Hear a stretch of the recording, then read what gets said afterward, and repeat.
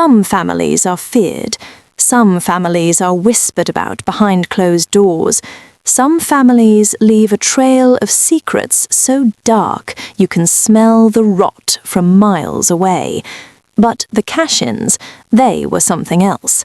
They were a storm contained within flesh and bone, and they left no soul untouched. Before we dive in, drop a comment. We would like to hear from you. If you enjoy crime stories like this one, be sure to like the video and subscribe.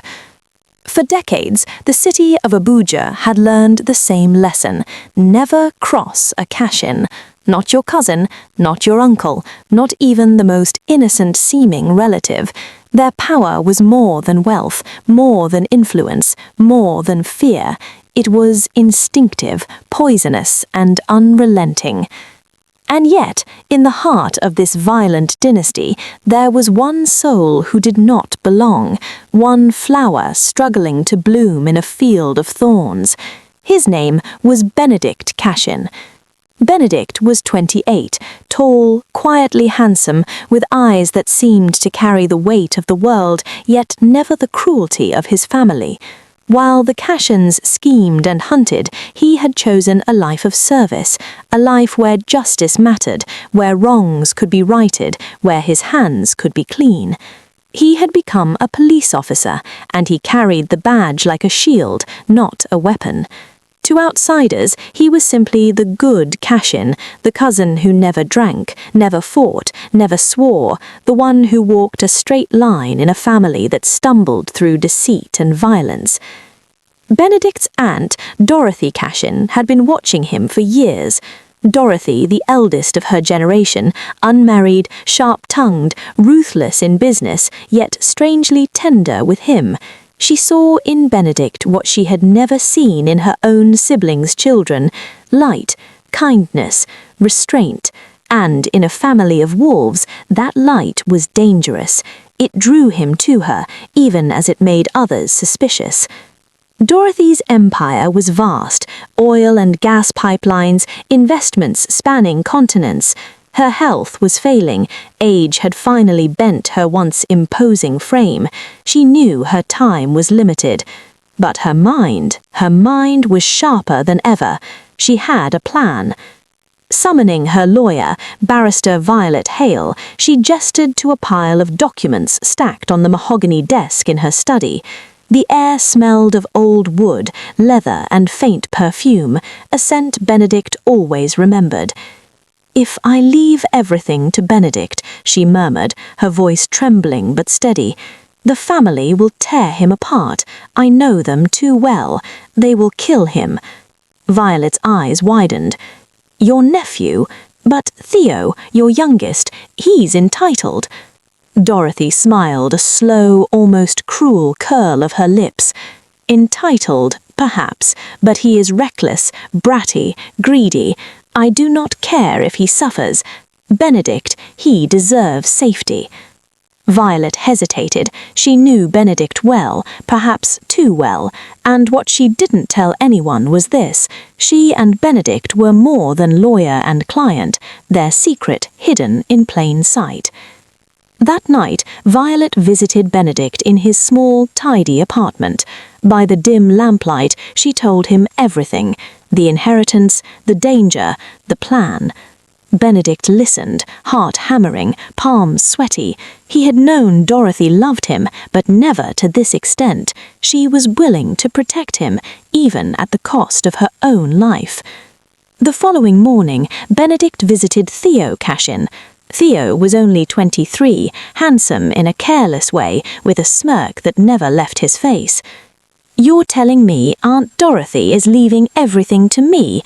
Theo scoffed, leaning back in his chair. "And not you, not Benedict." Benedict swallowed. "Yes, that's the plan. That you, Theo, you must understand. This is dangerous. Some of the family." Theo laughed, a sound without warmth. "Dangerous? Oh, I understand, but I'll survive, and if anyone tries, well, they'll regret it." By the evening, the news had spread. Every Kashin cousin, uncle, and aunt had heard it. The house halls buzzed with whispers. Why him? Why not me? Why not my child? The air smelled of envy, of scheming, of old grudges unearthed. Benedict felt it. Every glance, every hushed conversation carried danger. The storm was building. A week later, the storm struck in silence. Benedict had gone to check on Dorothy after receiving a strange, uneasy feeling in his gut. He entered the mansion and found her gone. The velvet chaise longue where she often rested was soaked in crimson. Her wrist was slit. Her eyes, wide open, stared at nothing. Benedict fell to his knees, trembling, sobbing. "Aunt Dorothy, no, please no." The house smelled of expensive perfume, faintly clinging to the cold air. The scene looked like suicide, too neat, too clean. But Benedict, trained in observation, knew better. There were bruises, faint, almost imperceptible, the wrong angle for a suicide. Someone had wanted her death to look natural, but the truth had bled through. And deep in his chest, a chill rose, knowing the person who had done this was close, too close. 3 days later, the family gathered in Dorothy's grand study. Candlelight flickered across faces twisted with grief and greed. Barrister Violet cleared her throat and began reading the will. Theo's name was first. Gasps, grins, eyes flashing. "It's mine," Theo whispered, almost to himself. Then came the twist. Dorothy's voice, recorded in her own trembling, deliberate tone, spoke, "And Benedict Kashin shall serve as sole executor of my estate. Every transfer, every approval must pass through him." The room erupted, screams, accusations, threats. Every eye turned to Benedict, the good Kashin, the family's favorite, now a target. Whispers spread like wildfire. He must have convinced her. He killed her before she could change her mind. He stole from her. He silenced her. Benedict felt their hatred like knives pressing into his chest. That evening, Benedict stepped outside into the cold night. Flashing police lights painted the mansion in red and blue. He was a police officer. He was trained for danger.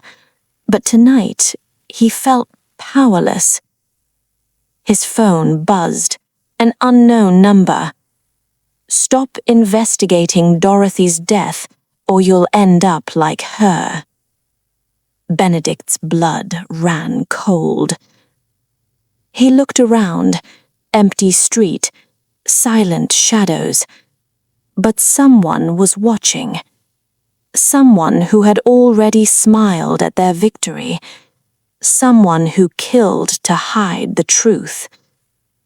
Benedict whispered into the darkness, "Aunt Dorothy, I swear I will find out who did this."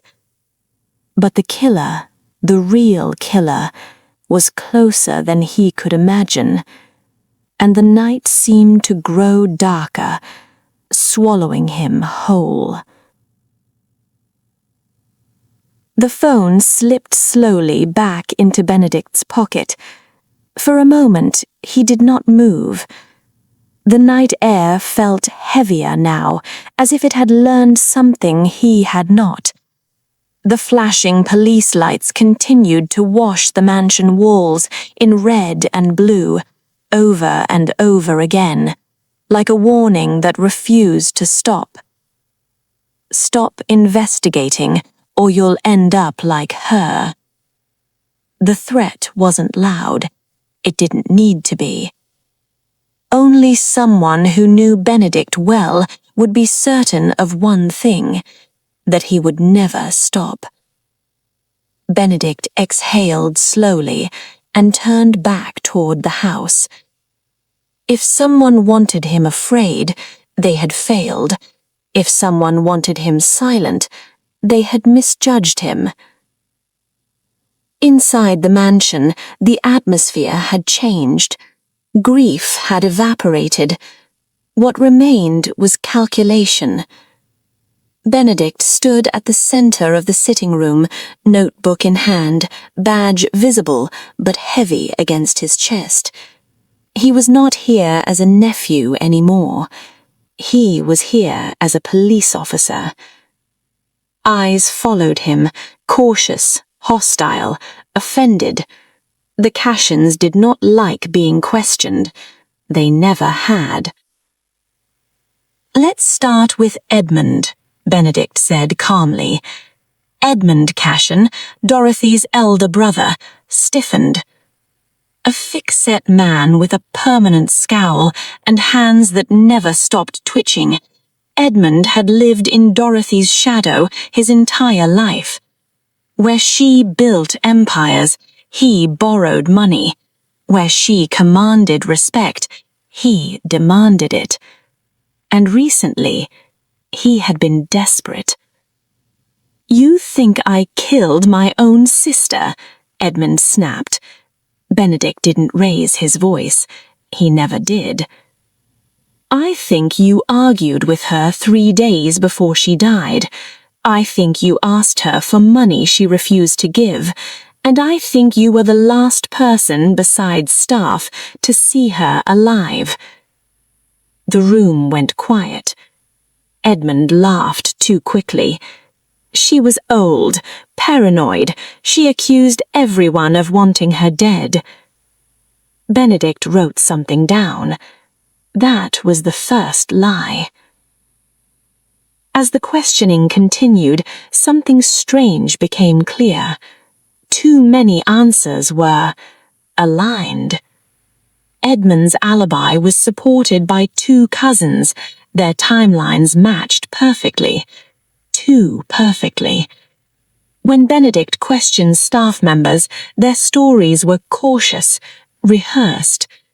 Someone had spoken to them, someone with authority, someone who wanted one story to survive. Benedict felt it then, the subtle pressure, the invisible hand guiding suspicion away from certain people and directly toward him. "You should be careful," one of the aunts whispered as he passed. "Families don't forgive accusations." Benedict met her eyes. "Neither do the dead." Later that night, alone in Dorothy's bedroom, Benedict stood where her body had been found. The crime scene had been cleared, but the room still carried her presence, the faint scent of her perfume, the silence she had left behind. He crouched near the bedside table. Something caught his attention. A glass, clean, recently washed. Dorothy never washed her own glasses. He lifted it carefully. One fingerprint stood out, partial, smudged, but not old. Not Benedict's, not Violet's, and not Edmund's. It belonged to someone younger, someone who had visited recently. Benedict felt a familiar tightening in his chest, not suspicion yet, but instinct, the kind that never came without reason. The next morning, pressure came from above. Benedict was officially removed from the case. Conflict of interest, they called it. But that didn't stop him. He returned to the mansion anyway, not as a detective, but as executor, and that role gave him access. In Dorothy's private study, he opened a locked drawer Violet had never mentioned. Inside were documents, personal, handwritten, medical reports. Dorothy had been sick, not dying immediately, but weakening. Someone had known. Someone had realized time was not moving fast enough. Benedict closed the file slowly. That was when he heard footsteps. He turned. Theo stood in the doorway, silent, watching. "Did you find what you were looking for?" Theo asked lightly. Benedict studied him, really studied him. No fear, no grief, only patience. "Not yet," Benedict replied. Theo smiled. That's a dangerous answer. That night, back in his apartment, Benedict received another message. No words this time, just a photo. Dorothy's medical file, the same one he had just discovered, and beneath it, a single line. "You're getting closer, but not to the truth."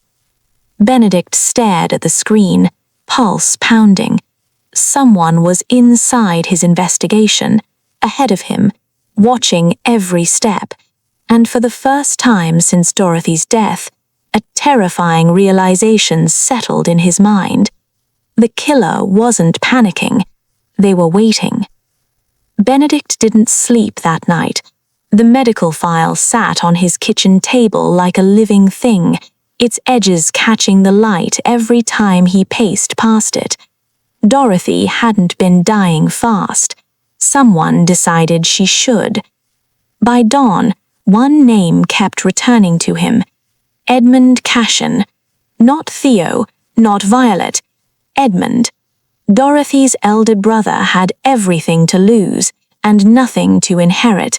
Debts, failing investments, and a temper that grew worse with age, and more than that, resentment, the kind that ferments quietly for years. Benedict drove straight to Edmund's townhouse. Edmund opened the door already angry, as if he'd been expecting this moment. "You people again?" he snapped. "My sister is dead and you won't let me breathe." Benedict stepped inside without asking. "Tell me about the argument, the one 3 days before she died." Edmund scoffed, poured himself a drink with shaking hands. "She refused to help me. That's all you need to know." "No," Benedict replied softly. "I need to know what you said when she refused." Silence. Then Edmund's voice cracked.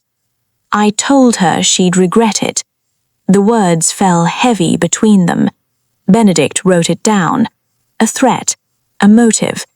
Edmund noticed the notebook and laughed bitterly. "You want me to be the villain so badly because it's easier to look at your own reflection." Benedict didn't respond. He didn't need to. Later that afternoon, Violet called. Her voice was tight, controlled.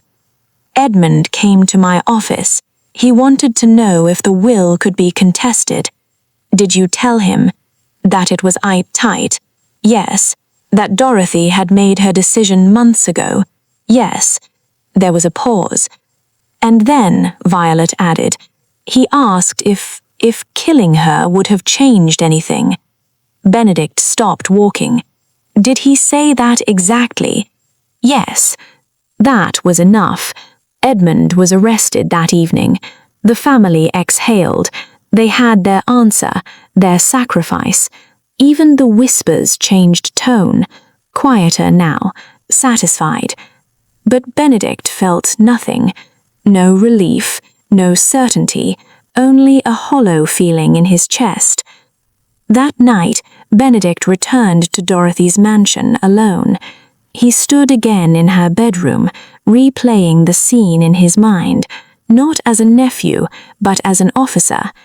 Edmund was strong, violent when angry, but the bruises on Dorothy's wrist were controlled, deliberate, not rage. And Edmund had never been subtle. Benedict's eyes drifted to the hallway, to the security panel. He accessed the footage Violet had provided earlier, the same footage police had already reviewed. One camera glitched for exactly 4 minutes the night Dorothy died. 4 minutes too perfect. Edmund didn't know how to disable cameras, but someone else did. Someone younger, smarter, patient. Benedict's throat tightened. He found Theo in the garden later that evening. Theo sat casually scrolling on his phone, grief worn like an accessory, lightly, when convenient. "They arrested Uncle Edmund," Theo said without looking down. "Yes," Benedict replied. Theo smiled faintly. "Good. I always knew he'd snap one day." Benedict watched him carefully. "You don't seem surprised." Theo shrugged. "In this family, murder is just inheritance with blood on it." The words lingered. Not a confiscation, not even suspicion, just genial familiarity. Theo stood, pocketed his phone. "Be careful, cousin," he added. "Digging too deep in this family usually ends badly." Benedict met his gaze. "So I've noticed." Just before midnight, Benedict received a final message. No photo this time, no threat, just one sentence. "Check the call logs on Dorothy's private phone." Benedict froze.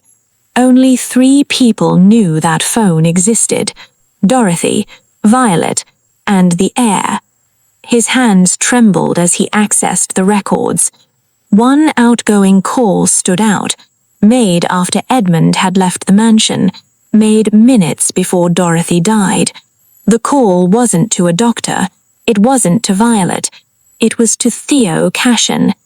Benedict stared at the name, his mind racing, pieces finally shifting into place.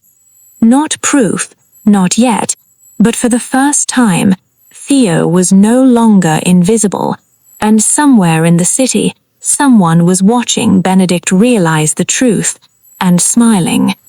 Benedict didn't go home that night. He went to Violet, not her office, not anywhere public.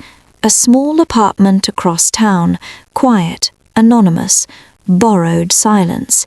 She opened the door and pulled him in without a word. For a long moment, neither of them spoke. Her hand rested on his chest. His heartbeat was fast, uneven.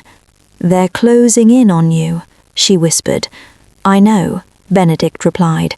She didn't ask about the case. She never did. That was the unspoken rule between them. Instead, she said the only thing that mattered: "You're not alone." For the first time since Dorothy's death, Benedict allowed himself to sit down. "I was there," Benedict said quietly. Violet stiffened. "The night she died, I should have gone sooner." Her fingers tightened around his. "If I had—" "Stop," she said gently. "That way lies madness." Benedict closed his eyes. "They want me to break," he murmured. "The family, the system, whoever is watching me." Violet leaned her forehead against his. "They underestimate one thing," she said. "You don't quit." Benedict returned to work the next morning to find his access restricted, not suspended, not fired, just quietly locked out. Edmund's arrest had given everyone what they wanted, closure. But Benedict knew better. He requested the evidence file anyway. Denied. So he did what Kashins had always done. He found another way. Back at the mansion, Benedict reviewed staff statements on his own. One line repeated itself, too consistently. Miss Dorothy was alone after dinner. But Dorothy hated being alone at night. She always asked someone to stay nearby. Always. Benedict checked the household schedule. One name appeared, then vanished from the roster that night: Theo Kashin. Listed as brief visit, no duration recorded, no departure time logged. That wasn't suspicion yet, that was absence, and absence was louder than guilt. Later that evening, Benedict stood in Dorothy's study again. He opened her personal drawer, the one no one else touched. Inside was a folded note, her handwriting, shaky, recent. Theo came by tonight. He says he's worried about me, but worry has never looked like that. Benedict's breath caught. This wasn't evidence, it wasn't proof, but it was the first thing Dorothy had written that carried fear, real fear, and suddenly the room felt smaller. Benedict folded the note and slipped it into his pocket. Outside, the mansion lights flickered. Somewhere in the city, Theo was living his life, untouched, unbothered, patient. Benedict finally understood something terrifying.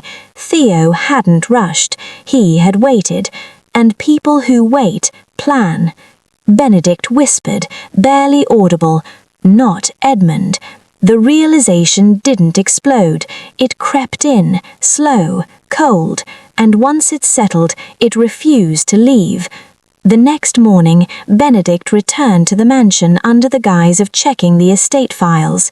Theo was there, lounging in Dorothy's office, as if he owned the place already. Benedict's voice was quiet, but it cut through the room like steel. "Why were you at the mansion that night?" Theo looked up slowly, smile faint. "I came to check on my aunt. Is that a crime?" "Minutes before she died," Benedict pressed. "Your name appears on her private notes. Someone saw you. The timing doesn't add up." Theo leaned back, casual, unbothered. "I worried about her, yes, but you think me capable of this?" He gestured vaguely. "Of murder?" Benedict's jaw tightened. "I don't think anymore. I know, and the more I look, the clearer it gets." Theo laughed softly. "Then you're closer than you think, cousin. Closer than I ever imagined you could be." Something in his tone, in the way he didn't flinch, set off every alarm in Benedict's mind. Benedict retraced the night of Dorothy's death once more. A single overlooked piece, a delivery receipt, found in Dorothy's personal drawer. It was addressed to her mansion, time-stamped just after Edmund had supposedly left. Only someone with inside access could have gotten it inside. Only someone who knew Dorothy's schedule perfectly could have done it. Only Theo had that combination of opportunity, patience, and access. Benedict felt the air tighten. Everything pointed to Edmund, but the details, the precision, the calm execution, they screamed Theo. He whispered to himself, "It's always been Theo." Benedict arranged a private meeting in Dorothy's study. Theo arrived casually, unguarded, thinking it was just a routine discussion about the estate. Benedict's voice was calm, measured. "I know who killed Dorothy." Theo's expression didn't change. He tilted his head, curious. "You?" he asked. "No," Benedict said. "It was you." Theo froze for a fraction of a second, a small crack in the mask. Then he smiled, almost proud.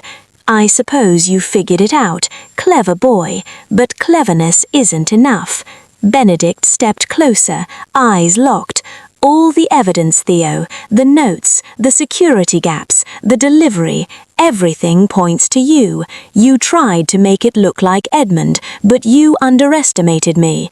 Theo's hands flexed, but he stayed seated, calm, waiting, dangerous. "You think you're untouchable," Benedict said, "but you're not. The police, the family, me, we're all watching now." Theo leaned forward. "Maybe, but tell me, cousin, how long can you keep secrets? How long before you realize some family legacies are untouchable?" Benedict's fingers clenched around the papers in his hand. He knew what Theo meant. The Kashin power runs deep, even beyond wealth. Then a faint click. The study door opened. A shadow moved. Benedict spun, heart hammering, but it was Violet. "You're too close," she whispered. Her presence grounded him, gave him courage. Theo's calm smirk faltered slightly. Benedict stepped forward. "It's over, Theo. Edmund is free, but you won't get away, not with all of this." Theo's eyes glinted, sharp and cold. "Maybe not today." He made a sudden move towards the study's desk, but Benedict was faster. Hands grabbed, struggle. Theo resisted, but Benedict restrained him. "You waited too long," Benedict said, voice steady, "and now you're trapped in your own web." Theo's grin vanished. Fear, anger, a mix of both, impossible to read. Benedict pressed the papers towards him. "Every detail, every trace, all your planning, it ends here. You underestimated me because you thought love made me weak. You were wrong." Later, with the mansion cleared and Edmund released, Benedict stood alone in Dorothy's office. Theo had been formally arrested. The truth was now undeniable. The heir, the patient one, the calm one, was the killer. Benedict let out a long breath. He had solved the case. He had survived the family's venom. He had uncovered the darkness in a man who smiled while killing someone he called family. And yet, as he looked out at the window at the mansion, he whispered, "Aunt Dorothy, I kept my promise. Justice will be done, but some shadows never fade."